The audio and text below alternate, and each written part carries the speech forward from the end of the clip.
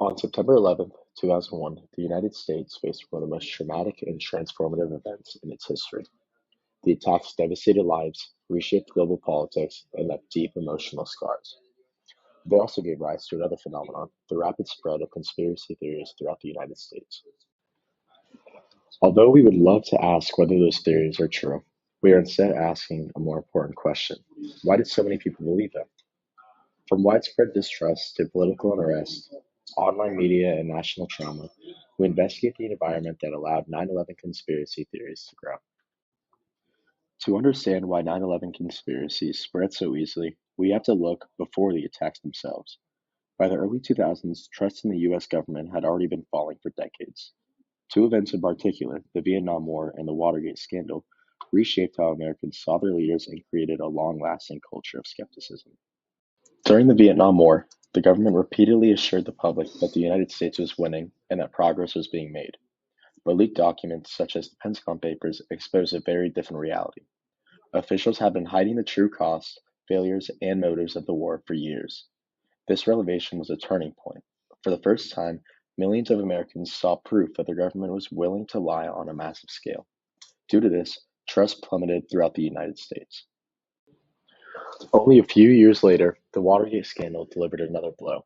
When the Nixon administration was caught orchestrating and covering up a break-in at the Democratic National Committee headquarters, the nation watched the president deny, deflect, and deceive until tapes proved he had been lying the entire time.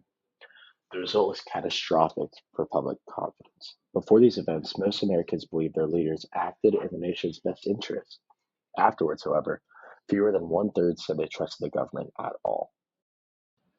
By the time the 21st century arrived, this distrust had become part of American political DNA. Decades of manipulation, secrecy, and scandal left the public primed to question official explanations for major events. So when 9/11 occurred, the government confronted not just a national tragedy, but a population already conditioned by Vietnam and Watergate to assume that leaders might hide the truth. When 9/11 happened, the shock was overwhelming. Nearly 3,000 lives were lost in a single morning. Millions watched live as the towers fell, unable to process what they were seeing. The images of people running through ash-filled streets, the sound of emergency sirens, the collapse of two of the tallest buildings in the world, it all happened so fast that the country could barely comprehend it in real time. For many Americans, 9/11 was not just an attack, it was a moment of deep existential fear. The idea that a small group of individuals could inflict that level of destruction shook people's sense of safety, stability, and predictability. It was a reminder that the world could change in an instant, without warning. In moments of extreme trauma, people search for meaning. Psychologists know that when an event feels too large, too sudden, or too chaotic, the human brain struggles to accept randomness or inadequacy. We are wired to prefer explanations with intention and purpose, even if they are dark or frightening. The alternative, that something catastrophic happened because of human error or because life is unpredictable, can feel unbearable. This is where conspiracy theories gain power. They offer a sense of order in the face of disorder.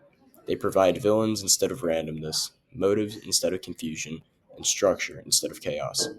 In a strange way, conspiracy theories make the unexplainable feel explainable. They transform fear into a story, one with clear heroes, clear enemies, and a narrative that feels easier to emotionally understand than the truth. That sometimes disasters happen not because of hidden plans, but because of vulnerability, miscommunication, or forces beyond our control. In the aftermath of 9/11, when grief was raw and answers were incomplete or delayed, conspiracy theories stepped into the psychological vacuum. They offered certainty during a moment defined by uncertainty, and for many, that made them deeply compelling. After the shock of 9/11, the United States entered a period of rapid political change. And while these actions were presented as necessary for national security, many of them unintentionally intensified the public's existing distrust in the government. One of the most significant shifts was the passage of the Patriot Act. Suddenly, surveillance expanded to levels Americans had never experienced. Phone records, emails, and private communications can now be collected in the name of preventing terrorism, of which occurred behind closed doors. In 2003, the Bush administration insisted that Saddam Hussein possessed weapons of mass destruction leading to the Iraq War. Those weapons were never found. When intelligence failures were exposed and officials admitted their evidence was flawed, many Americans concluded that their government was willing to mislead them. These political decisions didn't create 9/11 conspiracy theories, but they created the environment that allowed them to thrive. For a nation already shaped by the Vietnam War and Watergate, the post 9/11 era didn't rebuild trust, it damaged it further, leaving a public that was open to the idea that official explanations might not tell the whole story. Of all the theories that emerged after the attacks, none became more iconic than the collapse of World Trade Center 7. No plane hit the building. It fell hours after the towers collapsed, and on video, its descent looked clean, almost too clean. Paul Wagner highlights that many viewers speculated the collapse resembled a controlled demolition, and because the government's official report wasn't released for years, a vacuum formed. Conspiracy theorists filled that vacuum with videos, diagrams, and dramatic replays of the collapse. Whether or not the engineering explanation was sound, the perception was powerful. World Trade Center 7 became the symbol of suspicion, especially online. 9/11 conspiracy theories didn't spread evenly across the country. Certain groups were far more likely to embrace them while others rejected them completely. Younger Americans were among the first to share and promote alternative explanations. For many of them, distrust in the government had grown up alongside the digital world. Anti-war activists who opposed the Bush administration's foreign policy also found these theories compelling. To people who believe the Iraq War was built on false intelligence, it wasn't hard to believe that the government might be hiding something about 9/11 as well. Others who felt disconnected from politics saw conspiracy theories as aligning with their worldview. For them, these narratives confirmed what they already believed, that powerful institutions often act in secret and without accountability. This is shown by 54% of Americans agreeing that the government is hiding information about the attacks from Ghost in 2016. On the other side, many Americans strongly rejected conspiracy explanations. Engineers, scientists, and first responders trusted their own professional understanding of the attacks. Older Americans who grew up in a time of higher institutional stability were far more likely to expect the official narrative too. Ultimately, belief in 9/11 conspiracies didn't come down to access to information, it came down to identity, worldview, and trust.